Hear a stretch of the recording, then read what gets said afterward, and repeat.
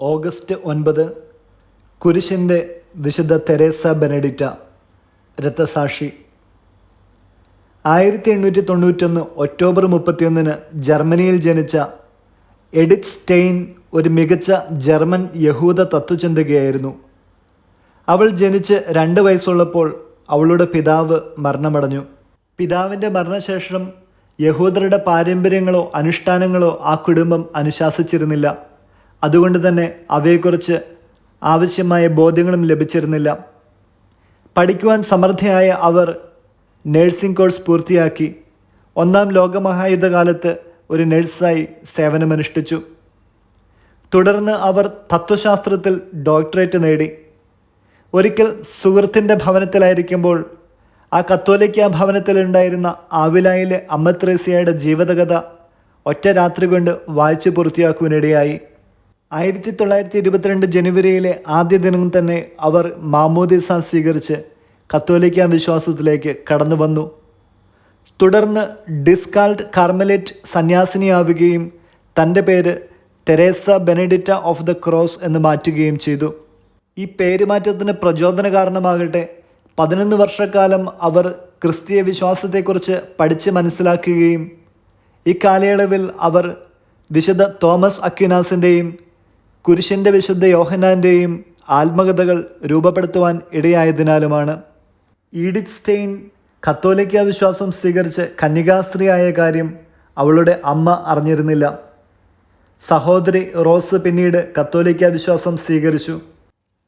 1942 Nazi ഭരണകൂടം യഹൂദരെയും യഹൂദ പാരമ്പര്യമുള്ളവരെയും ഉന്മൂലനം ചെയ്യാൻ ഇറങ്ങിപ്പുറപ്പെട്ടപ്പോൾ ഓഗസ്റ്റ് 7 പ്രഭാതത്തിൽ അറസ്റ്റിലായ 987 യഹൂദരിൽ സിസ്റ്റർ തെരേസയും സഹോദരി റോസും ഉണ്ടായിരുന്നു.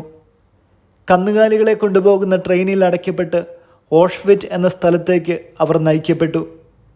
സിസ്റ്റർ തെരേസയ്ക്ക് 50 വയസ്സുള്ളപ്പോൾ ഓഷ്വിറ്റിലെ ഗ്യാസ് ചേമ്പറിൽ അടയ്ക്കപ്പെട്ട് ഓഗസ്റ്റ് 9 രക്തസാക്ഷിത്വ മകുടം ചൂടി.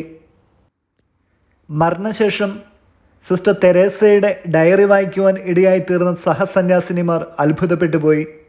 1939 തൻ്റെ ഡയറിയിൽ സിസ്റ്റർ തെരേസ ഇങ്ങനെ എഴുതിയിരിക്കുന്നു: എൻ്റെ നാഥ, എൻ്റെ ജീവിതവും മരണവും സ്വീകരിക്കുക, യഹൂദർക്ക് സമാധാനം ആശംസിക്കുക.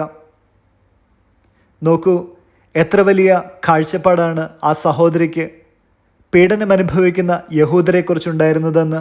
സിസ്റ്റർ തെരേസയുടെ ജീവിതത്തെക്കുറിച്ച് മനസ്സിലാക്കിയ ജോൺ പോൾ 2 മാർപ്പാപ്പ 1987 അവരുടെ നാമകരണ നടപടികൾക്ക് തുടക്കം കുറിച്ചു.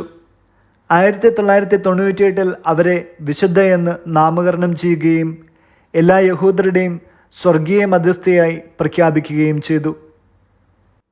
വചനം എഫേസൂസ് 4:22-24 വാക്യങ്ങൾ. നിങ്ങളുടെ പഴയ ജീവിതരീതിയിൽ നിന്ന് രൂപം കൊണ്ട വഞ്ചന നിറഞ്ഞ ആസക്തികളാൽ കലുഷിതനായ പഴയ മനുഷ്യനെ ദൂരെയെറിയുവിൻ. യഥാർത്ഥമായ വിശുദ്ധിയിലും നീതിയിലും ദൈവത്തിൻ്റെ സാദൃശ്യത്തിൽ സൃഷ്ടിക്കപ്പെട്ട പുതിയ മനുഷ്യനെ നിങ്ങൾ ധരിക്കുവിൻ. വിചിന്തനം.